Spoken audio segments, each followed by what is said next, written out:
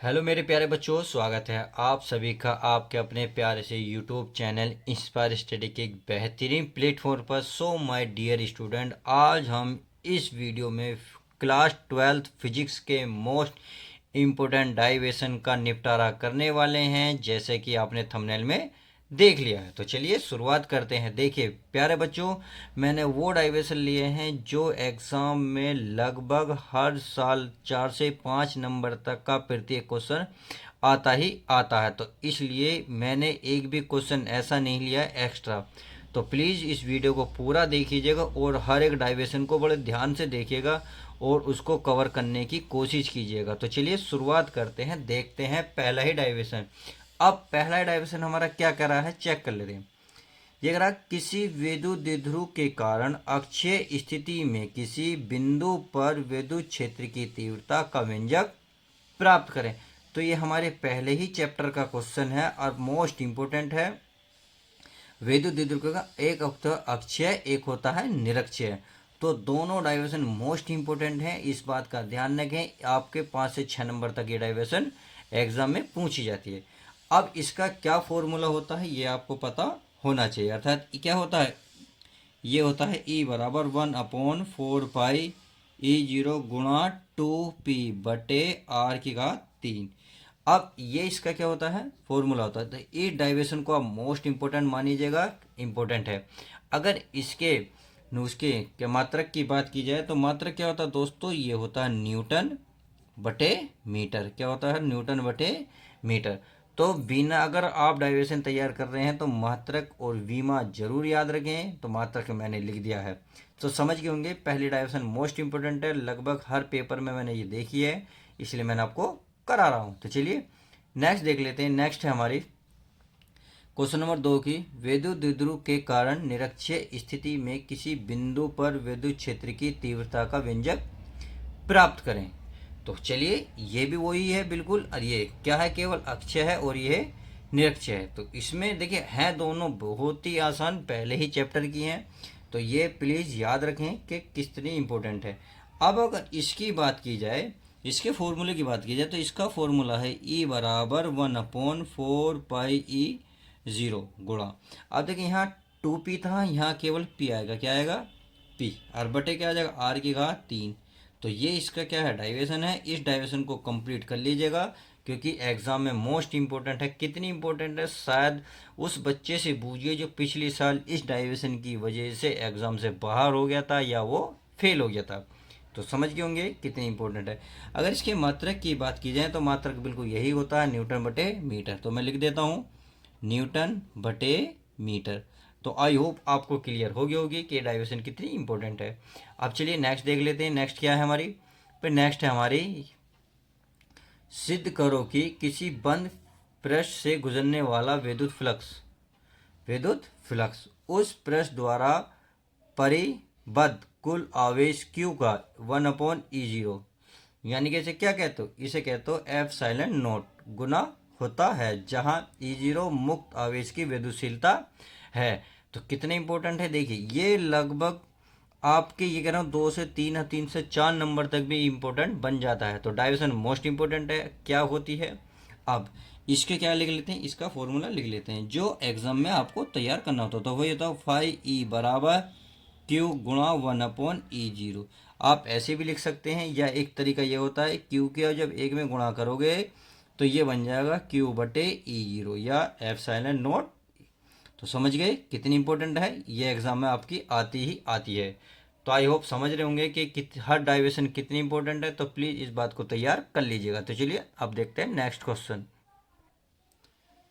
अब हमारा next question है क्वेश्चन नंबर 4। ये कह रहा, अनंत लंबाई के समान रूप से आवेशित सीधे तार के निकट विद्युत क्षेत्र की तीव्रता का व्यंजक गॉस के प्रमेय की सहायता से प्राप्त करें। तो देखिए कि मोस्ट इंपॉर्टेंट है, इसका फॉर्मूला क्या होता है मैं आपको लिख देता हूँ। ये डाइवर्शन आप तैयार कर लीजिएगा अपने नोट्स द्वारा। तो ये होता है E बराबर क्या होता है, 1/4 पाई E0 गुणा 2 लैम्डा बटे R। ये इसका फॉर्मूला होता है, ये आपने नोट्स में कर देखा होगा, तो प्लीज़ इस बात को ध्यान रखें। एग्जाम में देखिए ये भी मोस्ट इंपॉर्टेंट है, जो चैप्टर नंबर 1 का ही है, या आपकी जो नई बुक है अब चैप्टर नंबर 2 में आ गया है, तो प्लीज़ मोस्ट इंपॉर्टेंट है। तो चलिए अब इसका मात्रक लिख लेते हैं। मात्रक क्या होता है? मात्रक वही होता है जो पीछे था। तो क्या होता था? न्यूटन बटे कूलाम। क्या होता है? न्यूटन बटे कूलाम। अब समझ में आया? इसका मात्रक क्या होता है? न्यूटन बटे कूलाम। इसका फॉर्मूला होता है 1/4πe0 गुणा 2 लैम्डा अपॉन आर।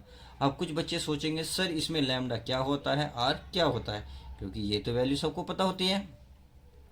देखिए लैम्डा क्या होता है, लैम्डा मैं लिख देता हूँ। लैम्डा जो होता है आवेश का रेखीय घनत्व होता है। क्या होता है मेरे प्यारे बच्चों? आवेश का रेखीय घनत्व। रेखीय घनत्व, घनत्व कैसे लिखा जाएगा? ऐसे, घनत्व। तो लिख लेना रेखीय आवेश का रेखीय घनत्व। तो समझ गए। अब क्वेश्चन नंबर नेक्स्ट देख लेते हैं, कितने इंपॉर्टेंट है। ये मैं फॉर्मूले इसलिए लिख रहा हूँ क्योंकि आपको थोड़ा सा एग्जाम में इस चीज़ की दिक्कत ना हो, क्योंकि अब आप थोड़ा सा रियलाइज करेंगे तो कहाँ आपकी नोट्स में मिल जाएगा, आप आसानी से इसको ढूंढ लेंगे। तो अब देखते हैं क्वेश्चन नंबर 5। ये कह रहा है गॉस के नियम का उपयोग करके एक समान आवेशित अनंत समतल चादर के कारण विद्युत क्षेत्र की तीव्रता ज्ञात करें। तो क्या रहा? गॉस के नियम का क्या करना है दोस्तों? प्रयोग करना है, फिर उस प्रयोग करके ही एक समान आवेशित अनंत समतल चादर के कारण विद्युत क्षेत्र की तीव्रता ज्ञात करनी है। देखिए मैंने डाइवर्सन ये करा रही की है, मोस्ट इंपॉर्टेंट है, इजी भी है, ज़्यादा हार्ड नहीं है। तो हार्ड भी नहीं है और इम्पोर्टेंट भी है, तो कितनी अच्छी बात है। आप इसको एग्ज़ाम में बहुत आसानी से कर सकते हैं। यदि एग्ज़ाम के पॉइंट से देखा जाए तो एग्ज़ाम में ध्यान रखना, पहला, दूसरा, तीसरा, चैप्टर नंबर 4 और 9, 10। तो इसका मतलब तो चैप्टर नंबर 1, 2, 3 और 4, एक चैप्टर नंबर 9 और एक 10। तो ये हमारे जो 6 चैप्टर हैं ये इंपॉर्टेंट है। अगर आपने इसको ही तैयार कर लिया तो ये मानिए फिजिक्स लगभग आपकी 90% तैयार हो गई, क्योंकि इनमें देखिए सबसे ज़्यादा डाइवर्सन आती है, सबसे ज़्यादा। और इन दोनों के फिजिक्स सेकंड के चैप्टर हैं और ये चारों चीज 4 चैप्टर फिजिक्स फर्स्ट के चैप्टर हैं। तो फिजिक्स फर्स्ट में 4 चैप्टर, फिजिक्स सेकंड में 2 चैप्टर मोस्ट इंपॉर्टेंट है। इन सब की मैंने डाइवर्सन निकाल के आपके सामने प्रस्तुत की है। तो चलिए अब इसकी डाइवर्सन क्या होती है मैं इसको लिख देता हूँ। तो ये होती है E बराबर सिग्मा अपॉन 2E0। और इसका मात्रक क्या होता है? मात्रक बता सकते हो मेरे बच्चों? चलिए आप कमेंट्स में लिख के इसका मात्रक बताएं, इतने में लिख देता हूँ। तो ये होता है न्यूटन, न्यूटन बटे कूलाम। क्या होता है? न्यूटन बटे कूलाम। तो समझ गए, न्यूटन बटे कूलाम होता है। जिस बच्चे पे इसका मात्रक पता है तो इसका मतलब वो डाइवर्सन इसकी तैयार है और फिजिक्स को वो फोड़ने को तैयार है। तो चलिए नेक्स्ट देख लेते हैं। नेक्स्ट क्वेश्चन हमारा क्या है भाई? नेक्स्ट है हमारा, किसी समांतर पट संधारी की धारिता का व्यंजक ज्ञात यानी कि प्राप्त कीजिएगा जबकि दोनों प्लेटों के बीच पराविद्युत भरा हो। तो समझ में आ गया भाई। कोई हमारे क्या कोई दो क्या है,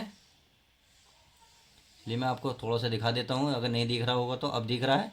चलिए दिख रहा है। दो समांतर प्लेटें हैं, इनके बीच एक पराविद्युत भरा हो, यानी कि मान लेते हैं कि एक पराविद्युत भरा हो जिसकी मोटाई टी है, और ये इनके बीच की दूरी मान लेता हूँ मैं क्या है दोस्तों? डी है। और इन्हीं में बहने वाली धारा क्या है? आई है। या इनका जो इनका क्षेत्रफल होगा वो कैपिटल ए होगा। तो इसका फॉर्मूला जब तैयार होता है तो इसका फॉर्मूला होगा सी बराबर, क्योंकि कह रहा हूँ संधारित्र की धारिता, धारिता को किससे दिखाते हैं हम? सी से। तो सी बराबर होगा E0 गुणा में ए अपॉन डी माइनस टी और प्लस टी अपॉन के। और यही इसका क्या है? फॉर्मूला है। तो फॉर्मूला किस तरीके से प्रूव करना है आपको समझ में आ गया होगा। अगर ये फॉर्मूला आपने अभी तक तैयार नहीं करा तो तैयार कर लीजिएगा, क्योंकि आपके एग्जाम में ये फॉर्मूला आने ही वाला है। लिख के ले लीजिएगा, क्योंकि ये एक पिछले साल नहीं आया था, तो इस साल 100% ये फॉर्मूला आपको देखने को मिलेगा। अगर इसकी मात्रक की बात करें तो धारिता का मात्रक आपको पता होना चाहिए, क्या होता है दोस्तों? ये होता है फेरड। क्या होता है? फेरड। तो आई होप आप समझ गए होंगे कि कितनी इंपॉर्टेंट है। ये डाइवर्सन तैयार कर लीजिएगा। तो चलिए अब देखते हैं नेक्स्ट क्वेश्चन हमारा क्या कहता है। नेक्स्ट क्वेश्चन है हमारा, मुक्त इलेक्ट्रॉनों के अनुगमन वेग से आप क्या समझते हैं? इलेक्ट्रॉन अनुगमन वेग के सिद्धांत द्वारा ओम का नियम का निगमन कीजिए। तो बहुत ही आसान है, बहुत ही इजी। तो इससे आसान तो शायद एक भी डाइवर्सन नहीं है। उम्मीद रखिएगा कि इससे आसान होगी भी नहीं। अगर इससे आसान कोई होगी तो वो 5 नंबर में आपको देखने को भी नहीं मिलेगी। तो चलिए, इसका फॉर्मूला क्या होता है, लगभग आई होप बच्चे सब जानते हैं। इसका फॉर्मूला V बराबर होता है IR। क्या होता है, V बराबर IR। हाँ, मैंने आपको पिछले उसमें ये नहीं बताया कि उसमें D क्या था, T क्या था। चलिए, पर मैंने तो चित्र के माध्यम से बता दिया। T उसमें परावैद्युतांक पदार्थ था जिसकी मोटाई थी T, तथा D क्या था, दोनों प्लेटों के बीच की दूरी थी, जो क्वेश्चन नंबर 6 था। तो समझ में गया क्या था। अब क्वेश्चन नंबर 8 देख लेते हैं। तो 8 क्या कहता है उसको हम पढ़ लेते हैं। क्वेश्चन नंबर 8 है हमारा, एक वृत्ताकार धारावाही कुंडली के केंद्र पर चुंबकीय क्षेत्र का व्यंजक ज्ञात कीजिए। तो ये इम्पोर्टेंट इसलिए बन जाता है क्योंकि ये लगभग अपने चैप्टर में अकेला है। तो इसलिए मैं ये कहता हूँ इसको तैयार कर लिया। 5 से 4 से 5 नंबर तक का ये आपको देखने को मिल जाएगा और इजी भी है। अगर बच्चे मतलब बच्चों ने आपकी क्लास में तैयार किया होगा और मास्टर ने इजी तरीके से कराया होगा तो बहुत ही इजी है। अब इसका क्या फॉर्मूला होता है, फॉर्मूला आई होप आप जानते भी होंगे, ऐसी बात नहीं है आपको पता नहीं होगा, बट किसी बच्चों को नहीं पता तो मैं लिख देता हूँ। तो इसका होता है धारा चुंबकीय क्षेत्र। चुंबकीय क्षेत्र को दिखाते हैं दोस्तों B से। तो B बराबर होता है μ0 गुणा N गुणा I बटे क्या होता है 2R। ये इसका फॉर्मूला होता है।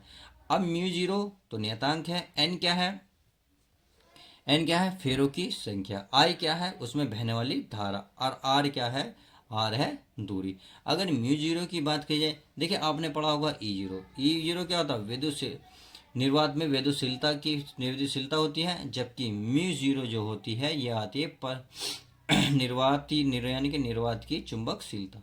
वो निर्वात की विद्युतशीलता है और μ0 यहाँ निर्वात की चुंबकशीलता है। अब ये तो हो गया इसका डाइवर्सन जो आपको तैयार करना है। अगर इसके मात्रक की बात की जाए तो प्यारे बच्चों मात्रक बता सकते हो, आई होप बता सकते हो क्योंकि आपने तैयार कर रखा। जिसने तैयार नहीं करा तैयार कर लीजिएगा, मैं इसका मात्रक बता देता हूँ। तो ये होता है न्यूटन बटे एम्पियर। क्या होता है एम्पियर, अरे होता है मीटर, एम्पियर मीटर। तो समझ में आ गया न्यूटन बटे एम्पियर मीटर। तो आई होप समझ गए होंगे, इसका मात्रक भी आप जरूर लिखें। अब क्वेश्चन नंबर देखते हैं नेक्स्ट क्या कह रहा, ये कह रहा दो समांतर धारावाही चालकों के बीच कार्य करने वाले बल का सूत्र का निगमन कीजिए, यानी कि सूत्र ज्ञात कीजिए। तो ये कितने इंपॉर्टेंट है आई होप आप समझ गए होंगे, क्योंकि दो समांतर चालकों के बीच कार्य करने वाले बल का सूत्र स्थापित करना। तो ये तो बहुत ही आसान है, मैंने कितनी बार कराया है, बच्चों को टेस्ट भी लिया है, बहुत ईजी बताया है सब बच्चों ने। तो चलिए मैं इसका फॉर्मूला लिख देता हूँ। ये है F बटे L बराबर होता है μ0 बटे कितना होता है 2 पाई, और गुणा में होता है I1 into I2 upon R।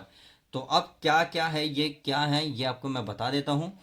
F क्या है भाई, धारावाही चालक है उनके बीच लगने वाला बल, अर्थात मैं आपको अगर डायग्राम हल्का सा बनाऊँ तो आप समझ गए होंगे। देखिए दो धारावाही चालक हैं जिनके बीच एक बल लगता है इस तरीके से, यानी कि इस पे इसके कारण बल लगता है पहली धारावाही, अगर इसको माने तो इस पे इसके कारण इस पे बल लगता है अर्थात F। अब I1 I क्या है, यानी कि इसमें बहने वाली धारा I1 है और ये धारा I2 है, यानी कि मान लो ये धारावाही चालक पहला है तो पहली धारा बहेगी, दूसरा है तो दूसरी धारा बहेगी, इन दोनों के बीच क्या लगेगा बल लगेगा। L क्या है, L इनकी लंबाई, समय में लंबाई, और R क्या है इनकी त्रिज्या। तो आई होप समझ रहे होंगे। अगर इसके मात्रक की बात की जाए तो मात्रक क्या होता है, देखिए F होता है बल, और बल का मात्रक क्या होता है न्यूटन, क्या होता है न्यूटन, बटे में क्या L का मात्रक होता है मीटर। तो ये होगा न्यूटन बटे मीटर। तो कितना आसान था, बहुत ही इजी है, इससे इजी तो शायद आपको देखने को भी नहीं मिलेगा। तो समझ गए। अब देखिए क्वेश्चन नंबर इसके वीडियो का लास्ट देख लेते हैं और क्या कहता है वो चेक कर लेते हैं। इस वीडियो का लास्ट क्वेश्चन है क्वेश्चन नंबर 10, डाइवर्सन, जो मोस्ट इंपोर्टेंट है। फिजिक्स सेकंड का जो फर्स्ट चैप्टर है, चैप्टर नंबर 9, उसका मोस्ट इंपोर्टेंट डाइवर्सन है। देखिए ये कह रहा है किसी गोलीय पृष्ठ पर प्रकाश के अपवर्तन का सूत्र लिखिए, इसकी सहायता से किसी पतले लेंस की फोकस दूरी ज्ञात करो।